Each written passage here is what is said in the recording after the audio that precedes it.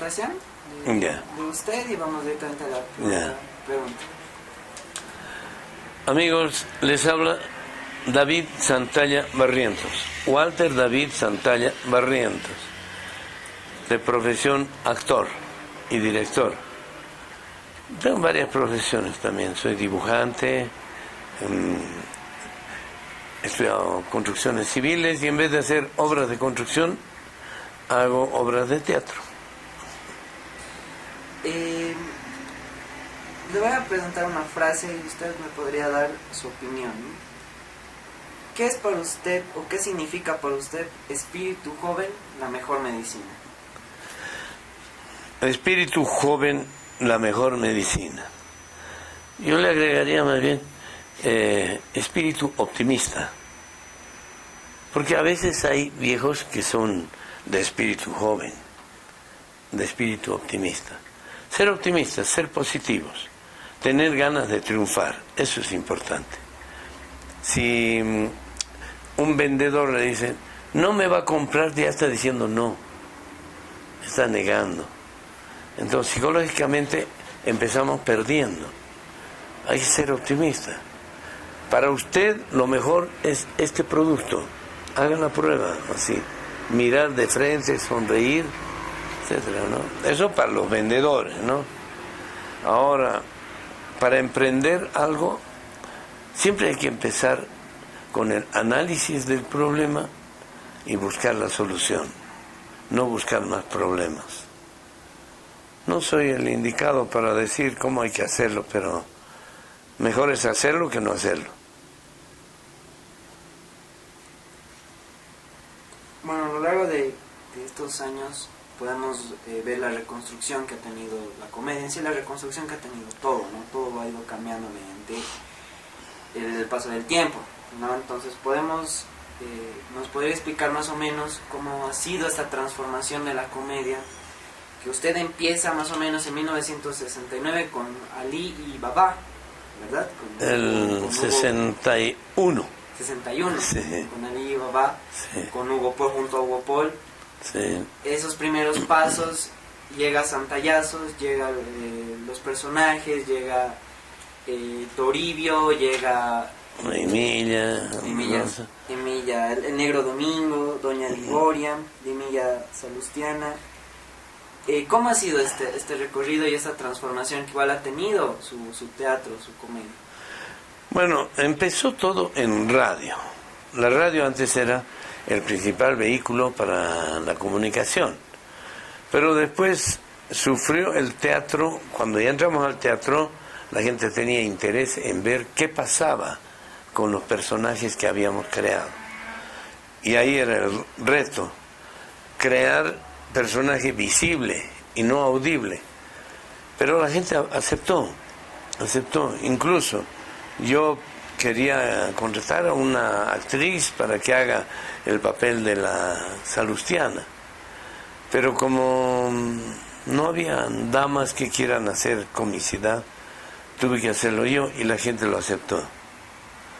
En el teatro hay un contrato tácito entre el escenario y el público, en que el público acepta lo que está en el escenario como algo verdadero, y entonces acepta todo lo que se diga en el escenario. Por eso es peligroso manejar el escenario, ¿no? Peligroso para la gente que recibe. El teatro en sí, en concepto más moderno, es comunicación social. Es leer un libro. O sea, se abre el telón y en vez de abrir las páginas e imaginar, ahí le están masticando todo el ambiente. Y entonces el público lee y entra en la cuarta dimensión, donde los personajes cobran vida, se mueven, tienen voz, tienen sonrisas, llantos y de todo. Y con el teatro se muestra la sociedad. Es una radiografía interna de los pueblos. Para mí es eso el teatro en el escenario. El concepto de teatro hay muchos conceptos. Teatro como edificio, que resulta que cuando hacen teatros nuevos las autoridades que son políticos y no entienden de arte, entonces en vez de edificios hacen adefesios. Se olvidan que el actor come y defeca. Esa es la realidad. No ponen baños cerca al escenario, no ponen áreas de cobertura del trabajo, o sea, se llama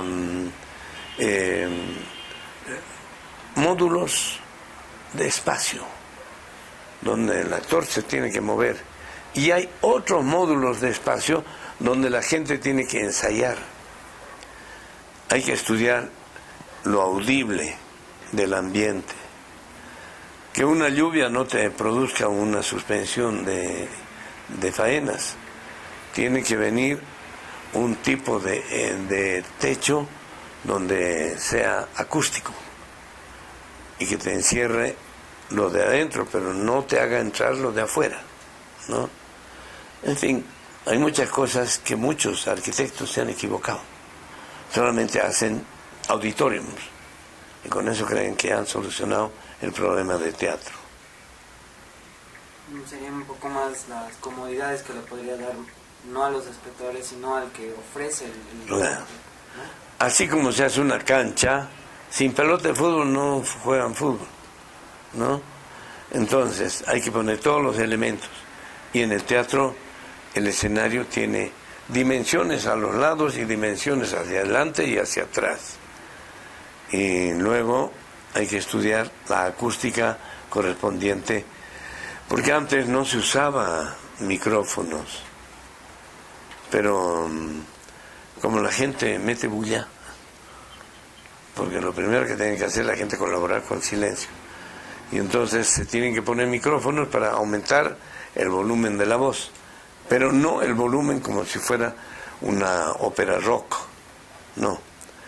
Hay que saber modular y para eso hay técnicas. Y David Santalla se ha caracterizado mucho por los personajes que usted ha interpretado, ¿no?, a lo largo de su carrera. Si tendríamos que trasladarnos a un joven de 17 años, un adolescente de 17 años, ¿cuáles serían las características de este personaje? A un joven de 17 años, más o menos, ¿no? Hoy en día, el joven de 17 años es como un joven en otra etapa de 25. Han cambiado, la comunicación ha sido violenta. Y entonces un niño de 6 años sabe mucho más que un niño de antes. O sea, ha madurado la gente de golpe y a veces sin preparación. Entonces hay que manejar con mucho tino. Los comunicadores tienen que analizar eso. El teatro ha entrado en, ya no como los teatros Shakespeare, ¿no? Bueno, escuchan la ambulancia o la policía, mejor dicho, son las épocas modernas, está cambiando. Antes se oía eso y la gente corría a mirar qué ha pasado. Bueno, eso como un paréntesis agregado. En el teatro antes eran páginas enteras de literatura que se decía, era como leer un libro a través de un actor. Hoy en día el teatro entra en una dinámica tal que se ha visto obligado a seguir eso porque el cine ha hecho un cambio, la televisión ha hecho un cambio, pero el teatro sigue siendo la base fundamental de la actuación. Entonces, ha cambiado la dinámica del escenario, el uso de los movimientos. Ya hay incluso especialidades de lucha actoral, pelea en escenario, caídas, etcétera, para hacerlo más real. Ha cambiado todo eso. Eso es lo que se ve en los teatros. Trata de llegar a la emoción de un público, ¿no? Trata de llegar, puede ser mediante risas, puede ser mediante algún otro tipo de emoción. ¿Usted cree que ha cambiado? Tiene que ser un poco más específico en el teatro porque ahora hay la aparición de un cine 3D, ¿no? Claro. la aparición de comodidades que puedes tener en tu casa. Ya no es tanto necesario ir al teatro. Lo mismo que puedes ver en teatro lo puedes ver en YouTube, digamos, ¿no? Hay muchos juegos que buscan en YouTube. ¿Usted cree en el teatro ha tenido que implementar estas cosas, que es llegar más a fondo a un público? Será llegar a más público, porque a fondo no llega, porque una obra de teatro filmada se aplana, a no ser que el juego de cámaras le dé la dimensión adecuada, ¿no? Y el ritmo. El que hace la edición tiene que saber más o menos cuánto tiempo está con una escena, cuánto tiempo y cuándo cambia, etcétera, ¿no? Se puede jugar con eso, le puede dar dinámica. Pero otra es la dinámica de la televisión, diferente a la dinámica del cine. Tenemos un escenario ahí como 8, 10 metros y una ceja que se mueve como 4 metros hacia arriba, ¿no? En cambio en la televisión se hacen detalles, más detalles. Es como decir lenguaje televisivo, lenguaje cinematográfico y el lenguaje teatral también. Por eso es que se incide en los 3/4. ¿Por qué? No es por capricho, es para que el público capte el sonido de la voz, ¿no? Se evita dar la espalda. Les voy a hacer un ejemplo. Vean mi palma.